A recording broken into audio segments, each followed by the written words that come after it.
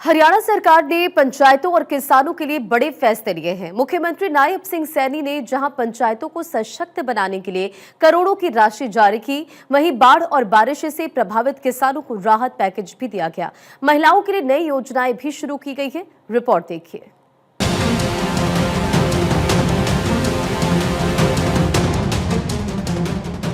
हरियाणा में double engine की सरकार 73वें संविधान संशोधन की भावना के अनुरूप पंचायतों को अधिक अधिकार, अधिक संसाधन और अधिक जिम्मेदारी सौंपने के लिए लगातार योजनाएं चला रही है। इसी कड़ी में मुख्यमंत्री नायब सिंह सैनी ने पंचायती राज संस्थाओं को बड़ी सौगात देते हुए राज्य वित्त आयोग की दूसरी किस्त के रूप में 404 करोड़ 79 लाख रुपए जारी किए।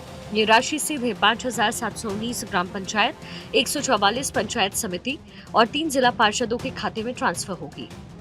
सीएम ने बताया कि पिछले 4 सालों में सरकार ने पंचायती राज संस्थाओं को विकास कार्यों के लिए 3700 करोड़ रुपए दिए।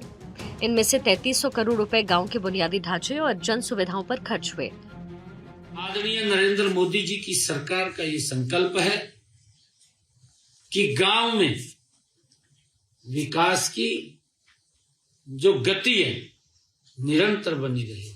मैं ये भी बताना चाहूंगा कि हमने पिछले 4 सालों में पंचायती राज संस्थाओं को पिछले 4 सालों में 3,700 करोड़ रुपए की राशि विकास कार्यों के लिए पहुंचाई है। मुख्यमंत्री ने विश्वास जाहिर किया कि पंचायतें इस राशि का उपयोग पारदर्शी तरीके से करेंगी और जनता की भागीदारी से योजनाओं को धरातल पर उतारेंगी।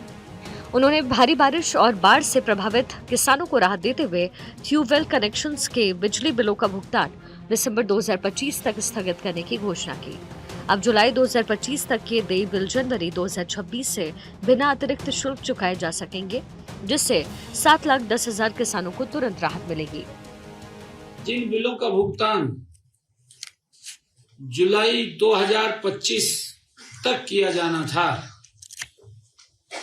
वे अब जनवरी 2026 से किसी भी अतिरिक्त शुल्क के बिना देय होंगे। इससे प्रदेश के 7,10,000 किसानों को तुरंत वित्तीय राहत मिलेगी। मुख्यमंत्री ने फसली ऋण की वसूली स्थगित करने का ऐलान किया। जिन गांव में बाढ़ से 50% से अधिक फसलों का नुकसान हुआ है और 33% से ज्यादा किसानों की फसल खराब है, वहां सहकारी समितियों के खरीफ सीजन के चालू ऋण की वसूली रोकी जाएगी। ऐसे किसानों को रबी सीजन के लिए नया फसली ऋण भी मिलेगा। इस निर्णय से लगभग 3 लाख किसान लाभान्वित होंगे। सीएम ने बताया कि हाल ही में राज्य में भारी बारिश से 2,386 परिवार प्रभावित हुए। 4,72,06,000 रुपए की सीधे खातों में ट्रांसफर हुई। 2,371 मकान के नुकसान पर 4,67,75,000 रुपए। 13 पशुओं की हानि पर 4,21,000 रुपए शामिल है। सीएम सैनी ने कहा कि सरकार हर कदम पर प्रभावित लोगों के साथ है। सीएम सैनी ने बताया कि नुकसान की भरपाई के लिए सरकार ने 15 सितंबर तक ई क्षतिपूर्ति पोर्टल खोला। 6,397 गांव के 5,37,000 किसानों ने पंजीकरण कराया। 31 लाख एकड़ क्षेत्र का किसानों ने पंजीकरण किया। सत्यापन कार्य जारी है और जिन क्षेत्रों में फसलें खराब हुई हैं, वहां प्रति एकड़ 15,000 रुपए तक का मुआवजा दिया जाएगा।